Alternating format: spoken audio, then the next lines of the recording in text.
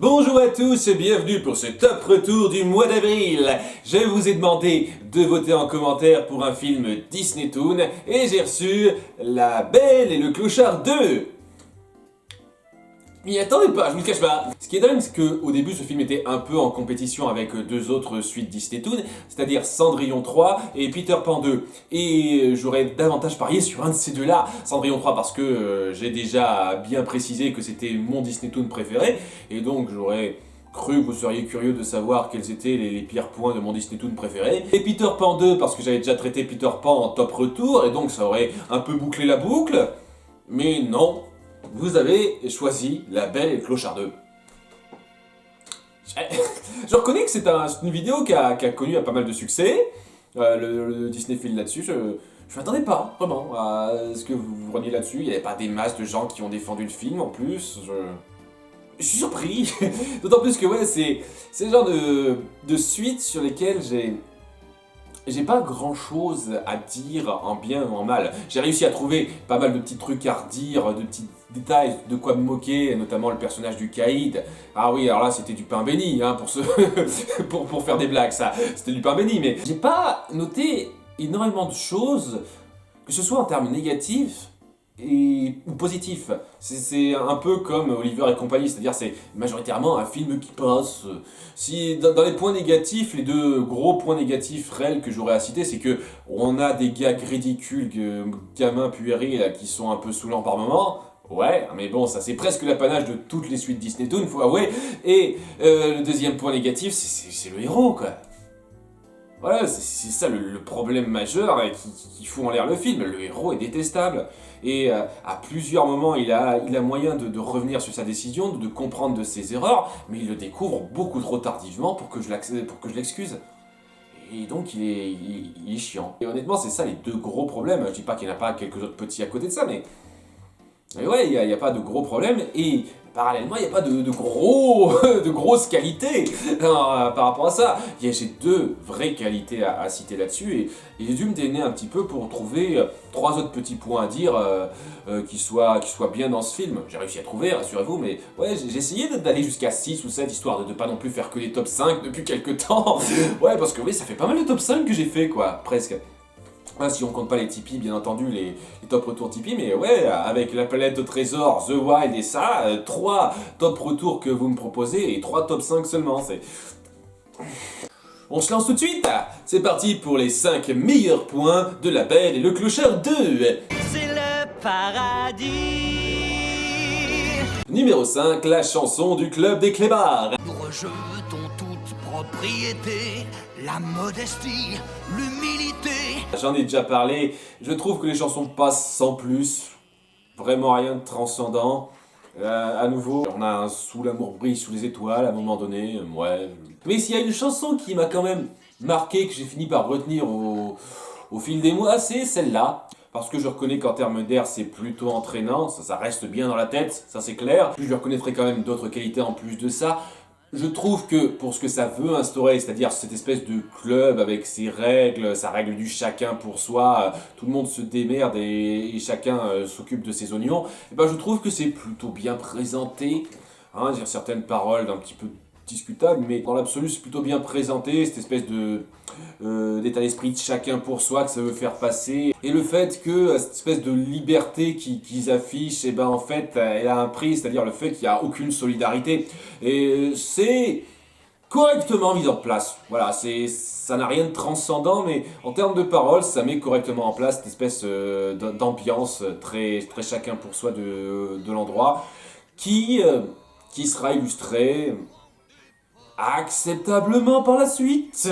Ça met bien le ton de notre groupe de méchants, hein, sachant que le seul vrai méchant là-dedans c'est le Caïd. Les autres finissent par accepter le fait qu'ils veulent être adoptés et ne plus être seuls dans leur coin. Donc ouais, c'est un super développement de personnage, ça. Mais voilà, c'est l'état d'esprit du lieu de notre groupe est plutôt bien introduit. Et c'est une chanson entraînante, donc je peux pas nier que c'est un bon point quand même. Numéro 4, référence et continuité du premier film. Bon, j'en ai déjà parlé si vous avez suivi ma mise au point du début de mois. Il y a certaines suites qui vous saoulent parce que Voilà, ça remet en question certains éléments qui ont été vus dans le premier film ou dans un opus précédent, et ça les reprend de façon tellement insultante que, en fait, ça les dessert.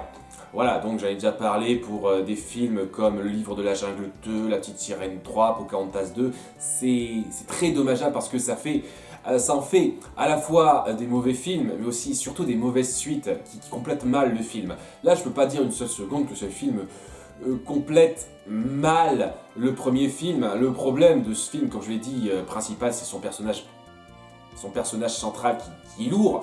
Mais ouais, en termes d'histoire, à aucun moment ça ne dessert le premier film, je trouve, par rapport à un petit souci de continuité par rapport au retcon du Caïd, mais à nouveau, hein, c'est plus pour une blague, hein, c'est pas non plus horrible, on est d'accord. Je trouve que globalement, ça reprend des éléments du premier film, en termes d'histoire, en termes de ton, à nouveau, j'ai un petit souci, mais c'est pas affreux, à nouveau, hein, mais en termes d'histoire, ça reprend pas mal de choses intéressantes qu'on voyait dans le premier film. Le fait, par exemple, que les trois filles soient plus sages que le garçon, ben, c'est complètement en accord avec ce que la fin du premier film a montré. Donc, je vais pas le nier, c'est raccord, c'est bien, c'est une bonne chose. On fait certaines références au premier film qui sont sympathiques, notamment un petit passage où on voit l'espèce de chemin des amoureux. C'est repris, et vous savez quoi, c'est cool de faire ces petites références, de montrer que vous reconnaissez que le film a existé, et de le montrer de façon plus ou moins subtile par moment, hein. Il y a des fois où c'est pas super subtil, mais ouais, j'ai bien apprécié ça. C'est des petits moments, ci et là, de temps en temps, qui montrent que vous avez une certaine compréhension du premier film, que vous le respectez un peu, et je trouve que ça fait plaisir à voir. Numéro 3, le combat final contre le colosse. Bon, vous savez que ça amène à un petit détail que je n'aime pas trop chez Disney, mais sans prendre en compte ce détail-là, en termes d'action, de suspense, d'intensité, c'est plutôt fortiche. On a donc Scamp qui essaye vraiment de son mieux de survivre à cette espèce de molosse qui s'en prend à lui, a raison, parce que vraiment, s'il se retrouve là, c'est de sa faute. Et c'est clairement de la faute de Scamp que ce pauvre gars va se retrouver piqué, crevé, parce que je suis presque certain que personne va l'adopter. Donc ouais, hein, tu l'as un petit peu cherché, Scamp, sans vouloir être vexant, hein, tu mérites un petit peu ce qui t'arrive. Mais ouais, quoi, en termes d'action, c'est plutôt intense. Et le moment où le clochard arrive pour sauver la mise, tous ces moments où ça se mord, etc., c'est très fortiche, il y a beaucoup de violence très, très forte là-dedans. Ça rappelle beaucoup le combat avec le rat dans le premier film, qui lui aussi était très intense. Bon, à légèrement moindre mesure, ça restait quand même, en termes d'action et de suspense, quelque chose de très fort à faire. En termes d'action, seulement en termes d'action, j'étais assez pris dans ce moment-là. Dommage que ça se suive par quelque chose de ridicule et de très discutable, mais sur le moment, c'est très prenant. Numéro 2, Ange. Eh ben non, elle est pas première. Tout le monde a dit, ah ouais, ça va être elle qui va gagner. Eh ben non, je trouve qu'il y a un truc un tout petit peu mieux réussi que le personnage d'Ange. Bon, je vais dire un petit peu ce qui va pas chez elle et ce qui fait que voilà pourquoi je trouve pas que ce soit le meilleur point du film. Au début, elle est un peu trop aguicheuse gratuitement, c'est vrai. Et le fait qu'elle soit avec Scamp, quoi. Le problème, quoi, elle se met avec Scamp. Pourquoi elle est attirée par Scamp? Parce que besoin du scénario. Le problème, c'est, à la base, c'est surtout elle qui est davantage attirée par lui que l'inverse. C'est ça le truc, et je sais pas si vous aviez mieux réussi votre héros, ça m'aurait pas dérangé du tout, mais non, votre héros, vous l'avez foiré, donc... ouais, c'est un gros problème, quoi. N'empêche que si on prend pas ça en compte, c'est un personnage très touchant. Sans parler, bien entendu, du fait qu'elle est super trognonne et tout, hein, on n'est pas là que pour ça, on est d'accord. Mais elle a un passé triste plutôt touchant par rapport au fait qu'elle a essayé de se caser à plusieurs reprises, mais que ça n'a pas duré très longtemps. Apparemment pas longtemps du tout, puisqu'elle est à peu près du même âge que Scamp, et ouais, quoi, elle a eu 5 propriétaires, merde. Donc ces propriétaires l'ont gardé quoi 3 semaines chacun, quelque chose comme ça. Ça s'est enchaîné comme ça, ok. Petit détail scénaristique, mais en dehors de ça, c'est touchant parce qu'on sent qu'elle est complètement désabusée par le système. Elle mérite tellement avoir une famille qui l'aime, qui la garde jusqu'au bout, mais elle a jamais connu ça. Elle a enchaîné les désenchantements, les déceptions à ce niveau-là, et elle a fini par se résigner à vivre parmi ce groupe. Ça lui plaît pas du tout, on sent clairement que ça la gonfle de participer à ça, mais elle est obligée. parce que voilà, la vie lui a pas permis une meilleure vie que ça, et c'est très touchant, vraiment, très, très poignant sur le principe. Je pense que ça aurait pu faire un très bon personnage principal, bien meilleur que Scamp, clairement. Ça la rend très attachante sur bien des points, et je trouve ça dommage qu'elle soit pas mieux exploitée, notamment par rapport à notre héros, c'est vraiment dommage. Mais par rapport à sa personnalité et à tout ce qu'elle a vécu, je trouve que c'est un personnage qui a de quoi vraiment émouvoir. Personnellement, j'ai ressenti un peu tout le potentiel qu'avait ce personnage, et c'est pour ça qu'il m'a sincèrement, personnellement ému. Et le meilleur point du film est le développement du clochard. Je le redis, je trouve ça dommage qu'à la fin du premier film, il n'ait pas été développé plus que ça par rapport au fait qu'il accepte de vivre une vie de chien domestique. C'est vraiment dommage parce que ça méritait d'être un peu mieux mis en place, ça, pour moi. Et ce que cette suite réussit le mieux, c'est d'arriver à davantage développer ça. Bon, pas par rapport à comment il en est venu à accepter ça, mais comment il vit avec ça. Comment il a fini par laisser de côté sa vie des rues et à comprendre que il est mieux pour lui de vivre une vie domestique bien rangée avec une femme et des enfants. C'était très bien démontré par rapport à de nombreux moments en montrant qu'il a toujours gardé son petit côté roublard des rues, que j'ai bien aimé, tout en embrassant complètement sa nouvelle vie et en laissant derrière lui toute cette vie errante qui ne lui apportait pas réellement le bonheur comme il le pensait dans le premier film. Je trouvais que c'était plutôt bien montré par rapport à son fils qui lui tenait à faire un peu l'inverse de lui, c'est-à-dire « Ah oh, cette vie domestique ne me plaît pas, je veux vivre comme un chien errant, être libre !» Et même si je trouve que c'était très mal géré autour du personnage de Scamp par lui-même, autour du personnage du clochard, j'ai trouvé que ça a passé nickel.